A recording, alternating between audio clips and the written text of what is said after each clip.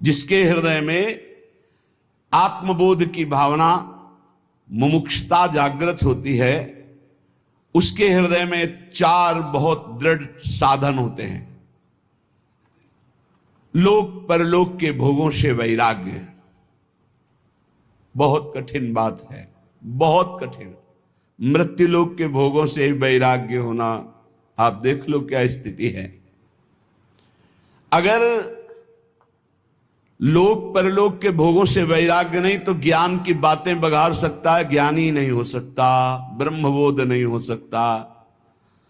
दूसरा, नित्यानित्य वस्तु का विवेक दृढ़, सत्य क्या है और असत्य क्या है इसका पूर्ण निर्णय हो चुका है, उसे विवेकवान कहते हैं।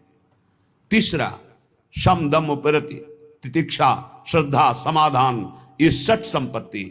शम इंद्रियों का निग्रह, दम मनोनिग्रह, उपरति भोगों की स्थिति है ही नहीं, भोग है ही नहीं, ऐसी स्थिति है, त्याग वैराग्य से ऊपर उपरति।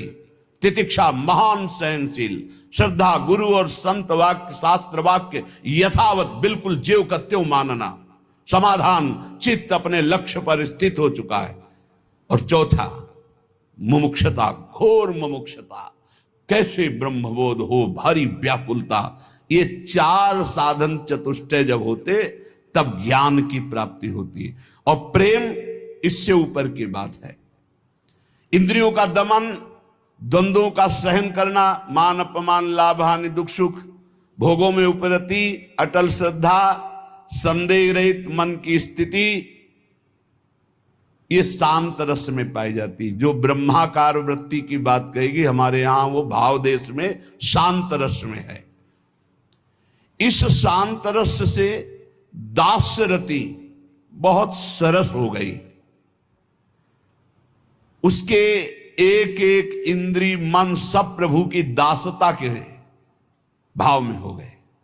मन दास, बुद्धि दास, चित्त दास, अहम दास, असभिमान जाय जन भोरे, मैं सेवक रघुपति पति मोरे, हम श्री श्यामाजू के बल अभिमानी।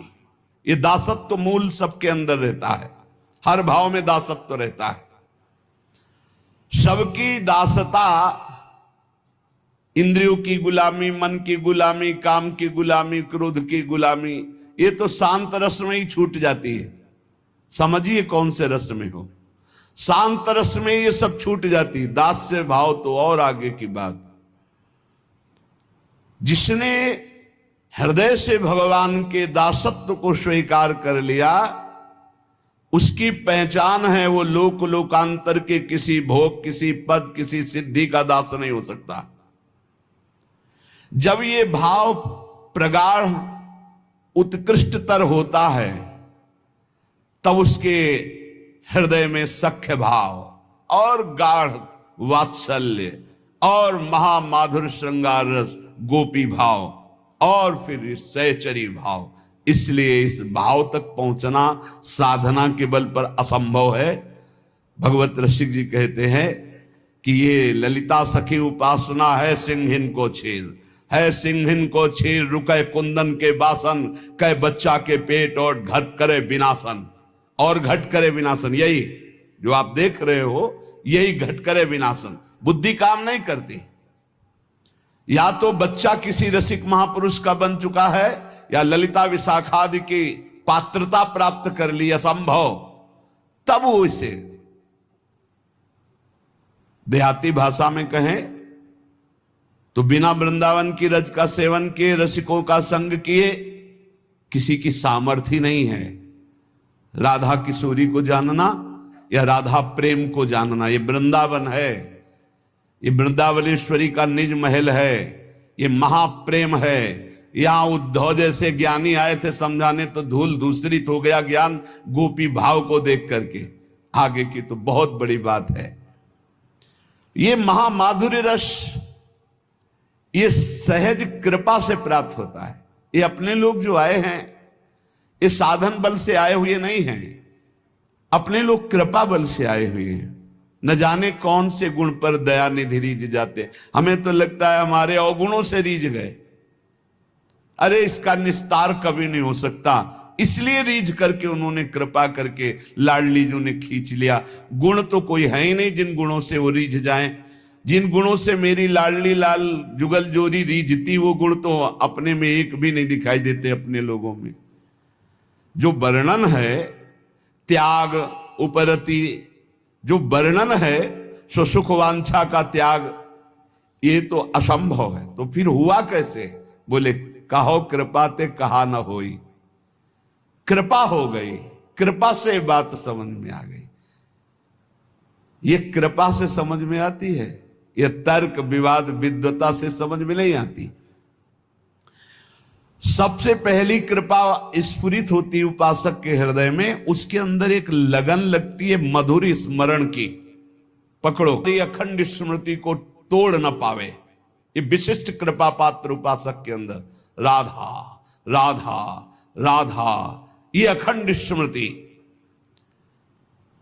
जब उपासक इस मधुर स्मृति को पकड़ लेता है तो उसका स्तर ऊंचे उठने लगता है। अध्यात्म की धरा पर हर प्रश्न का उत्तर नाम जप होता है, क्योंकि बिना नाम बल के, अध्यात्म बल के आपके अंदर जो ज्ञान है उसका आप प्रयोग नहीं कर सकते। जैसे आपके अंदर ज्ञान है कि ये गलत है, नहीं करना चाहिए, पर आप करोगे क्योंकि आपके अंदर बल नहीं। जैसे आपके अंदर आवश्यकता भगवान की है लेकिन चाहत भोगों की है, इसलिए आवश्यकता की पूर्ति कभी नहीं हो सकती।